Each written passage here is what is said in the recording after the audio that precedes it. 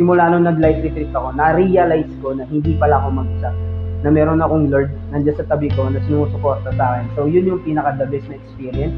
Na yun yung nagbago sa akin talaga. Yung sarili ko, ang dami nagbago. Bilang basagulero yan, na talagang palaaway. Pero ngayon, talagang sobrang less, umiiwas na ako. Kahit ang dami ko ng challenges na nangyari, kahit ang dami ng pagsubok na nangyari sa akin noon, hindi niya ako pinabayaan. And doon ko naramdaman na mahal talaga ako ni Lord dahil never niya akong pinabayaan. No, kahit na hindi ko siya tinatawag, pero nandiyan pa rin siya para sa akin. At dinala niya pa ako dito sa company ito para mas lumalim pa sa kanya at mas mahalin ko pa siya. Before I joined PMC, lost ako that time.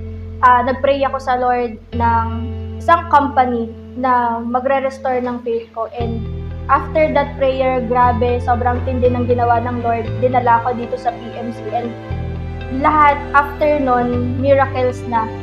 The rest is history na talaga. Kasi ngayon, nakikita ko, hindi lang yung faith ko yung na-restore, pero ngayon, nag-i-influence na rin ako ng mga tao para ma-restore din yung faith nila. Yes, marami akong changes na na-encounter simula nung nag-life retreat ako. First of all, mabisyo akong tao. So, I am a chain smoker. So, manginginom din ako.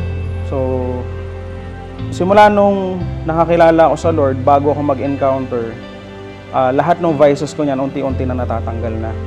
So, nakatulong talaga yung pag-encounter ko dun sa personal development din. At the same time, hindi lang sa personal development, syempre sa health din.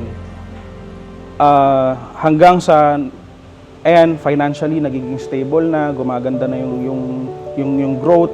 So, doon na tayo nag-start na ma-develop na talaga. Simula nung nakakilala tayo sa Lord.